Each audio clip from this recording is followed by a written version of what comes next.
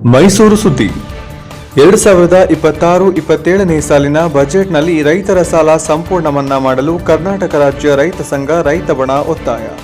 ಮುಖ್ಯಮಂತ್ರಿ ಸಿದ್ದರಾಮಯ್ಯ ಅವರು ಮಾರ್ಚ್ ಆರಂಭದಂದು ಮಂಡಿಸಲಿರುವ 2026-27ನೇ ಸಾಲಿನ ಬಜೆಟ್ನಲ್ಲಿ ರಾಜ್ಯದ ರೈತರ ವಿವಿಧ ರಾಷ್ಟ್ರೀಕೃತ ಬ್ಯಾಂಕ್ಗಳು, ಸೊಸೈಟಿ ಮತ್ತು ಸಹಕಾರಿ ಸಂಘಗಳ ಸಾಲವನ್ನು ಸಂಪೂರ್ಣ ಮನ್ನಾ ಮಾಡಬೇಕೆಂದು ಕರ್ನಾಟಕ ರಾಜ್ಯ ರೈತ ಸಂಘ ರೈತ ಬಣದ ರಾಜ್ಯ ಅಧ್ಯಕ್ಷರಾದ ಇಂಗಲಕುಪ್ಪೆ ಕೃಷ್ಣೇಗೌಡ ಇಂದು ಮೈಸೂರಿನ ಜಲದರ್ಶಿನಿಯಲ್ಲಿ ಪತ್ರಿಕಾಗೋಷ್ಠಿ ನಡೆಸಿ ಒತ್ತಾಯಿಸಿದರು.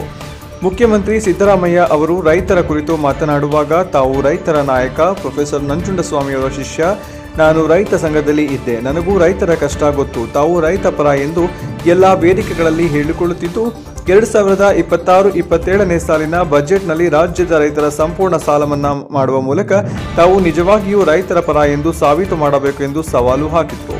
ಕರ್ನಾಟಕದ ಲಕ್ಷಾಂತರ ಬಡ ರೈತರ ನಮೂನೆ 50, 53 ಮತ್ತು 57ರ ಅಡಿಯಲ್ಲಿ ಬಗಾರ್ ಹುಕುಂ ಭೂಮಿ ಸಕ್ರಮಗೊಳಿಸಲು ಅರ್ಜಿ ಸಲ್ಲಿಸಿ ವರ್ಷಗಳಿಂದ ಕಾಯುತ್ತಿದ್ದಾರೆ. ಮುಂದಿನ ಬಜೆಟ್ನಲ್ಲಿ ಈ ಅರ್ಜಿಗಳು ಶೀಘ್ರ ವಿಲೇವಾರಿ, ಅರ್ಹ ರೈತರಿಗೆ ಭೂ ಹಕ್ಕು ಮಂಜೂರಾತಿ ಮತ್ತು ಬಗರ್ದು ಡಿಜಿಟಲ್ ಪ್ರಕ್ರಿಯೆಗೆ ವಿಶೇಷ ನಿಧಿ ಮತ್ತು ಕಟ್ಟುನಿಟ್ಟಿನ ನಿರ್ದೇಶನಗಳನ್ನು ಒದಗಿಸಬೇಕು. ಇದರಿಂದ ರಾಜ್ಯದ ರೈತರ ಜೀವನೋಪಾಯ ಸುಧಾರಿಸಿ ರಾಜ್ಯದ ಕೃಷಿ ಅಭಿವೃದ್ಧಿಗೆ ದೊಡ್ಡ ಕೊಡುಗೆ ನೀಡಿದಂತಾಗುತ್ತದೆ. ಕುರ್ಚಿ ಕಚ್ಚಾಟ ಬಿಟ್ಟು ರೈತರ ಇದ್ದಾಗ ಕಾಪಾಡಿ. ರಾಜ್ಯದಲ್ಲಿ ಮುಖ್ಯಮಂತ್ರಿ ಕುರ್ಚಿ ಕಚ್ಚಾಟದಿಂದ ಅಭಿವೃದ್ಧಿ ಕುಂಠಿತಗೊಂಡಿದೆ.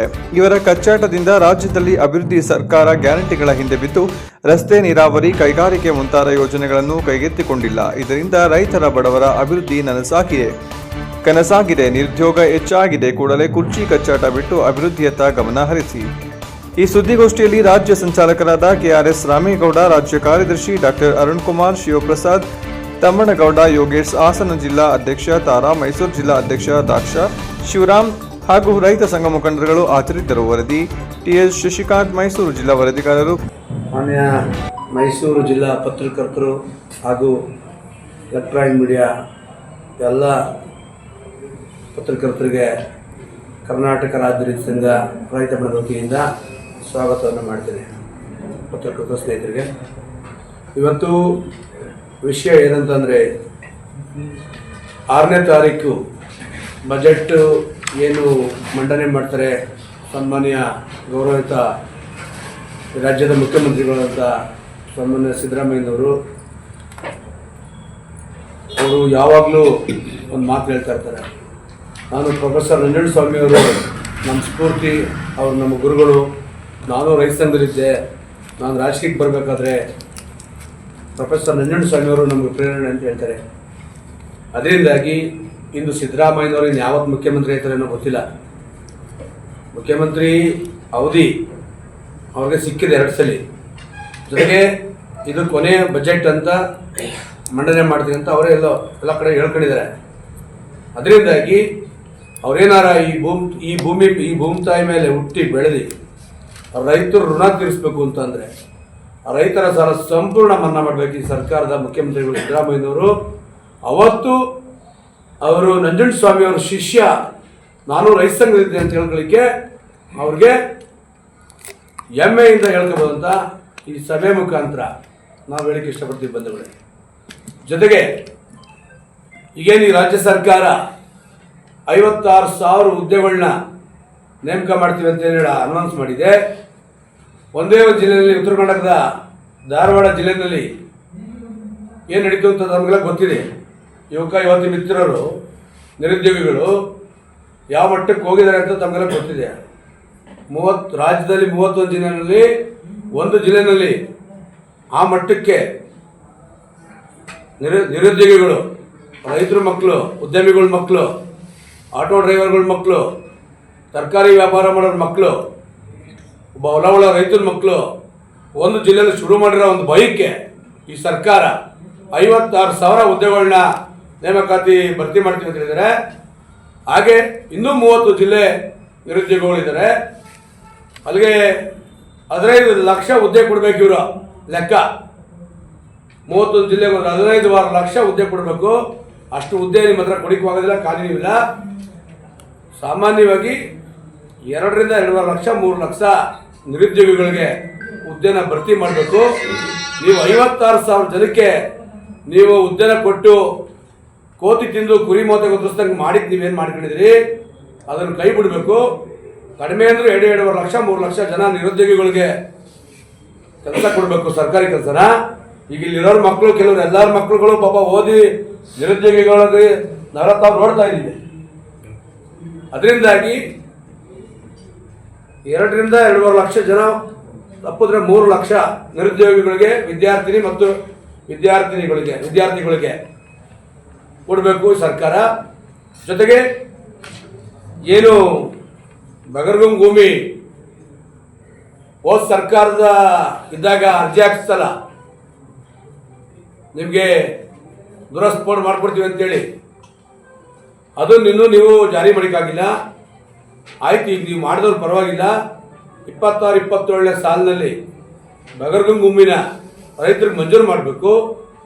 ಜೊತೆಗೆ ಇಡೀ ರಾಜ್ಯದಲ್ಲಿ ಏನು ಈ ಸರ್ಕಾರ 1 to 5 ಆದೇಶ ಮಾಡಿ ದುರಸ್ತು ಪೋರ್ಟ್ ಮಾಡಿ ಅಂತ ಏನು ಈ ರೆವಿನ್ಯೂ ಮಂತ್ರಿಗಳು ಸನ್ಮಾನ್ಯ ಕೃಷ್ಣ ಬೈರೇಗೌಡರು ಏನು ಆದೇಶ ಮಾಡಿದ್ರು, ಆ ರೀತಿಯಾಗಿ ಶಕ್ತಿವಂತರಿಗೆ ಮಾತ್ರ ರೆವಿನ್ಯೂ ಇಲಾಖೆಯಲ್ಲಿ ದುರಸ್ತು ಪೋಡು 1 to 5 ಆಗಿ ದುರಸ್ತು ಪೋರ್ಟ್ ಮಾಡ್ತಾವ್ರೆ. ಬಡವರು, ನಿರ್ಗತಿಕರು, ಅಲ್ಪಸಂಖ್ಯಾತರು, ದಲಿತರು,